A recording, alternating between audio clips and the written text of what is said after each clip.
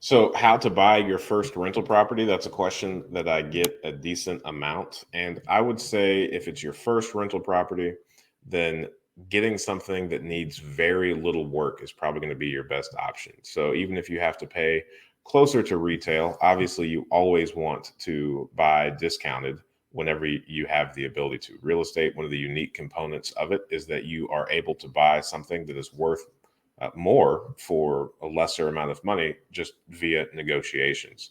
So I would highly recommend that you always have some sort of just immediate equity when you purchase a property. So even if you're buying something that needs very little work, do your best to not pay full retail value for it. However, when it comes to your first property, if you are completely new to investing in real estate, if you're completely new to real estate, if you're not very handy of a person, then I think it would be a safe bet and significantly easier for you to avoid a property that needs a decent amount of rehab work or any sort of cosmetic work. If you're not a handy person and it needs some type of cosmetic work or a little bit of renovations in order to make it rent ready, then you're likely, if you have a difficult time finding a contractor, if you don't have any strong relationships with contractors, then you might be at risk of overpaying or maybe even having a difficult time like finding a reliable contractor. So it will always be easiest to start with a property that is relatively turnkey, one that may not need much work. Still bought at a discount, but otherwise ready to go. These deals are out there and you can find them.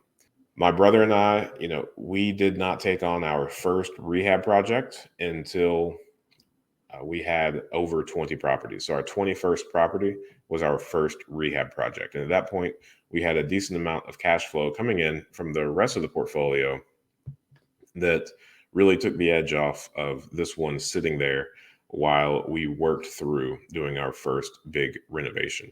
Now, if you have a background in construction, if you are a handy individual, if you have the time to do a lot of this work yourself and to do it well, then there might not be much harm in buying a property that needs a little bit of work.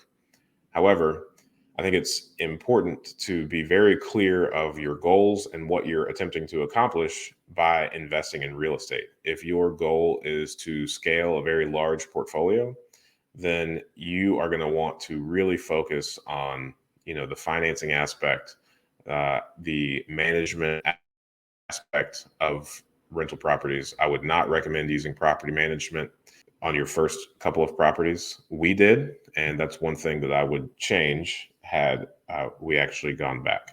So having scale in mind is significantly going to be to your advantage if your goal is to scale a large rental portfolio. If you just want to have five, maybe 10, then I think, being significantly more hands-on, more deliberate, doing things slower, doing some of the work yourself, that might not set you back at all.